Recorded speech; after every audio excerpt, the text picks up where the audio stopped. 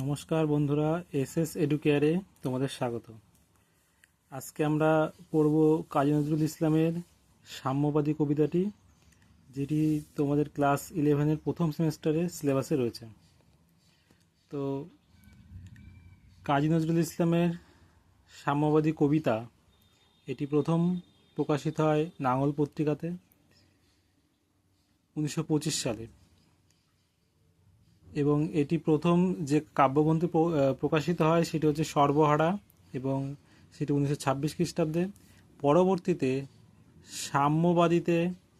সাম্যবাদী কাব্যগ্রন্থে এই সাম্যবাদী কবিতাটি প্রকাশিত হয়। এটি এই কবিতার এই কাব্যগ্রন্থের প্রথম কবিতা।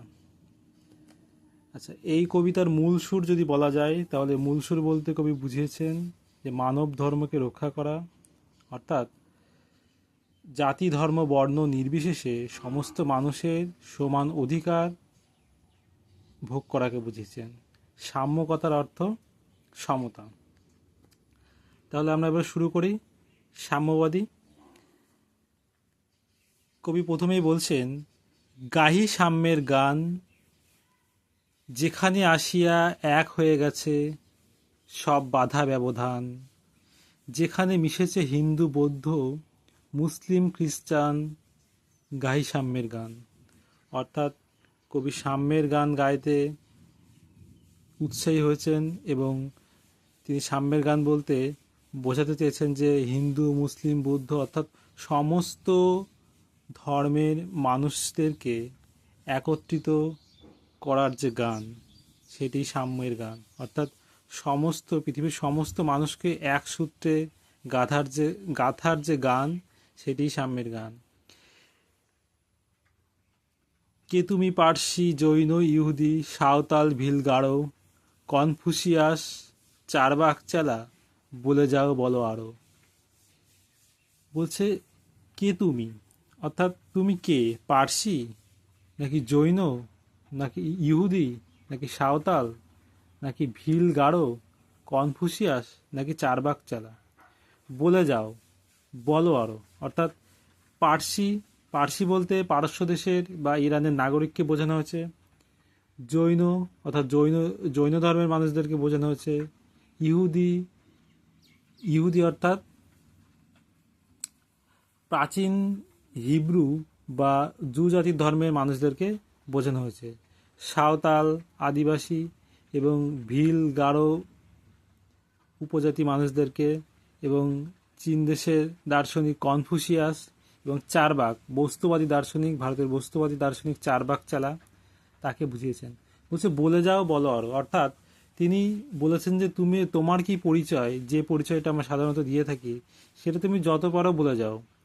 বন্ধু যা খুশি হও, পেটে পিঠে কাঁধে মগজে যা খুশি, পুঁথি ও কেতাব বও। অর্থাৎ বন্ধু তুমি যাই খুশি হও না কেন, পেটে পিঠে এবং কাঁধে মগজে যা খুশি কেতাব তুমি বও। কোরআন পুরাণ বেদ বেদান্ত বাইবেল ত্রিপিটক জেন্দা বেস্তা গ্রন্থ সাহেব পড়ে যাও যত শখ। অর্থাৎ পিঠে কাঁধে যত খুশি তুমি কেতাব বা পুঁথি বইতে পারো, এবং কোরআন বিভিন্ন ধর্মগ্রন্থের নাম এখানে বলছে। কোরআন মুসলিমদের ধর্মগ্রন্থ, পুরাণ বেদ বেদান্ত অর্থাৎ হিন্দুদের যে ধার্মিক গ্রন্থগুলি রয়েছে, পুরাণ বেদ বেদান্ত সেগুলি বলছেন। বাইবেল খ্রিস্টানদের ধর্মগ্রন্থ, বৌদ্ধদের ধর্মগ্রন্থ, ত্রিপিটকের কথা বলছেন। আর কি বলছেন? জেন্দা বেস্তা গ্রন্থ সাহেব পড়ে যাও যত শখ। অর্থাৎ ইহুদিদের ধর্মগ্রন্থ জেন্দা বেস্তা এবং শিখদের ধর্মগ্রন্থ গ্রন্থ সাহেব। বলছে তোমার যত শখ তুমি পড়ে যাও, কিন্তু কেন এ পণ্ডশ্রম মগজে হানিছে শুল। বলছে কেন এ পণ্ডশ্রম, অর্থাৎ কেন এত পড়ে তুমি পণ্ডশ্রম অর্থাৎ সময়টাকে নষ্ট করছো, এবং মগজে হানিছে শুল। মগজে শুল আনার কথা বলছে এই কারণে যে এই সমস্ত কিছু পড়ে যদি আমরা মানুষের মধ্যে ভেদাভেদ রাখি, এবং মাথার ভেতরে শুল অর্থাৎ ত্রিশূল অর্থাৎ তিনটে যার ফলা, কিন্তু শুল অর্থাৎ একটা ফলা, অর্থাৎ সেটা বলতে বোঝাতে চাইছে যে মানে মাথার মধ্যে আমরা সেই ফলা গিচ্ছি, অর্থাৎ আমাদের বুদ্ধিকে আমরা আরও ক্ষীণ করে তুলছি। দোকানে কেন এই দর কষাকষি, বলছে দোকানে কেন এই দর কষাকষি, অর্থাৎ এই পুঁথিগুলি কিনতে এত দর কষাকষি কিসের জন্য? আসল কথা কি বলেছেন? পথে ফোটে তাজা ফুল, আসলে এই পথ যেন মানুষের হৃদয়, আর তাজা ফুল অর্থাৎ সেই মানুষের হৃদয়ের মধ্যেই যে ফুল ফোটে, অর্থাৎ এখানে সে মানুষের হৃদয়ের মধ্যে যে মানবিকতা বোধ, তাকে এখানে ফুল বলে বোঝানো হয়েছে। অর্থাৎ মানুষের হৃদয়েই ফুটে ওঠে মানুষের মানবিকতার বোধ, মানুষের হৃদয়ে ঈশ্বর বা ভগবান বা আল্লাহর বাস, তিনি সেটাই বোঝাতে চেয়েছেন। তোমাতে রয়েছে সকল কেতাব, সকল কালের জ্ঞান, সকল শাস্ত্র খুঁজে পাবে সখা, খুলে দেখো নিজ প্রাণ। অর্থাৎ যা কিছু রয়েছে সব আমাদের মধ্যেই রয়েছে, আমাদের শরীরের মধ্যেই রয়েছে, আমাদের প্রাণের মধ্যেই রয়েছে। এবং আমরা যদি সেগুলো খোঁজার চেষ্টা করি, অর্থাৎ অনুসন্ধান করার চেষ্টা করি, তাহলেই আমরা সমস্ত কিছু আমাদের প্রাণের মধ্যেই দেখতে পাবো। তোমাতে রয়েছে সকল ধর্ম, সকল যুগাবতার, তোমার হৃদয় বিশ্বদেউল, সকলের দেবতার। অর্থাৎ তোমার মধ্যেই রয়েছে সকল ধর্ম, সকল যুগের অবতার, এবং তোমার মধ্যেই রয়েছে বিশ্বদেউল দেবতা, অর্থাৎ বিশ্বদেউল সকলের দেবতা। তোমার ভেতরে যা কিছু দেব দেবতা আদি অনন্ত সব কিছু তোমার দেহের মধ্যেই রয়েছে, তোমার হৃদয়ের মধ্যেই রয়েছে। তুমি সেই হৃদয়কে খুঁজে দেখো, এবং সেই কথাই কবি বারবার বলতে চেয়েছেন। কেন খুঁজে ফেরো দেবতা ঠাকুর, মৃত পুঁথি কঙ্কালে, হাসিছেন তিনি অমৃত হিয়া, নিভৃত অন্তরালে। বলছে কেন তুমি খুঁজে ফেরো দেবতা এবং ঠাকুরকে পুঁথির কঙ্কালে, অর্থাৎ বইয়ের মধ্যে কেন তুমি খুঁজে ফেরো? যাকে খুঁজছো তিনি যে তোমার হৃদয়ের ভেতরে বসে হাসছেন, সেটাই কবি বোঝাতে চেয়েছেন। অর্থাৎ যাকে আমরা যুক্তি তর্কের মাধ্যমে জ্ঞানের মধ্যে দিয়ে পুঁথি ঘেঁটে বোঝার চেষ্টা করছি, সেই দেবতা, সেই ঈশ্বর, সেই আল্লাহ, সেই গড, তিনি আমাদের প্রাণের মধ্যে বসে হাসছেন। বন্ধু বলিনি ঝুট, এইখানে এসে লুটাইয়া পড়ে সকল রাজমুকুট। অর্থাৎ বন্ধু, আমি ঝুট অর্থাৎ মিথ্যা বলিনি, এইখানে এসেই লুটাইয়া পড়ে সকল রাজমুকুট। অর্থাৎ এইখানে বলতে এই মানব হৃদয়ের কথা বলছেন। এই হৃদয়ের কাছে পরাস্ত হয়ে কত বড় বড় রাজারা তারা রাজমুকুট রেখে তারা আত্ম অনুসন্ধানের পথে বেরিয়ে পড়েছেন। এই হৃদয়ে সে নীলাচল, কাশী মথুরা বৃন্দাবন, বুদ্ধ গয়া এ, জেরুজালেম এ, মদিনা কাবা ভবন।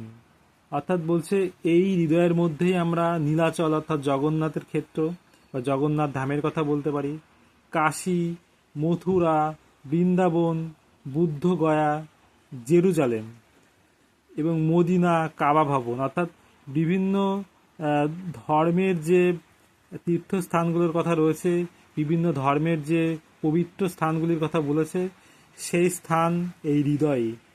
মসজিদ এই, মন্দির এই, গির্জা এই হৃদয়, এইখানে বসে ঈশামূষা পেল সত্যের পরিচয়। বলছে এই মসজিদ, মন্দির, গির্জা সমস্ত কিছু আমাদের হৃদয়ের মধ্যেই রয়েছে, শুধুমাত্র বসে আত্ম অনুসন্ধান করতে হবে, তাহলেই আমরা এই হৃদয়ের মধ্যেই ঈশ্বরকে খুঁজে পাবো আসল সত্য। বলছে এইখানে বসেই ঈশামূষায় দুইজন সত্যের সন্ধান পেয়েছিলেন। এই রণভূমে বাঁশির কিশোর গাহিলেন মহাগীতা, এই মাঠে হলো মেষের রাখাল, নবীরা খোদার মিতা। অর্থাৎ এই রণভূমি বলতে এই হৃদয় ক্ষেত্রকে বুঝিয়েছেন, এবং যেখানে শ্রীকৃষ্ণ, বাঁশির কিশোর বলতে শ্রীকৃষ্ণ মহাগীতা অর্থাৎ শ্রীমদ্ ভগবদ্ গীতার কথা বলেছেন। অর্থাৎ শ্রীকৃষ্ণ শ্রীমদ্ ভগবদ্ গীতা এই রণভূমি অর্থাৎ এই হৃদয়ের আহ্বানেই রচনা করেছিলেন। এই মাঠে হলো মেষের রাখাল, নবীরা খোদার মিতা। অর্থাৎ এই হৃদয়ের মধ্যেই মেষের রাখাল, নবী, সমস্ত ধর্মের মানুষেরা যেন মিলেমিশে একাকার হয়ে পড়েছে। এই হৃদয়ের ধ্যান গুহা মাঝে বসিয়া সাক্ষ্যমুনি, ত্যাজিল রাজ্য মানবের মহাবেদনার ডাক শুনি। অর্থাৎ এই হৃদয়ের ডাকেই, এই হৃদয়ের অন্তরেই অন্তরের ডাক শুনেই শাক্যমুনি অর্থাৎ বুদ্ধ, যিনি কিনা রাজার সন্তান হয়েও মানুষের দুঃখ মোচনের জন্য তিনি কি করেছিলেন, তিনি রাজ্য ত্যাগ করে এই হৃদয়ের ভিতরে মানব দুঃখের মুক্তির অনুসন্ধান করেছিলেন। এই কন্দরে আরব দুলাল শুনিতেন আহ্বান, এইখানি বসি গাহিলেন তিনি কোরআনের সামগান। অর্থাৎ এই কন্দরে আরব দুলাল অর্থাৎ হজরত মোহাম্মদের কথা বলা হয়েছে। তিনিও হৃদয়ের আহ্বান শুনেই তিনি কোরআন রচনা করেছিলেন, যেটা মুসলিমদের পবিত্র ধর্মগ্রন্থ এবং কোরআনের সমগান। অর্থাৎ তিনি সেই কোরআনের মাধ্যমে মানুষের মধ্যে মানুষে মানুষে মিলন এবং মানুষের হৃদয়ে যে মানুষের বাস তা কোরআনের মধ্যে দিয়ে ফুটে তুলেছেন। মিথ্যা শুনিনি ভাই, এই হৃদয়ের চেয়ে বড় কোনো মন্দির কাবা নাই।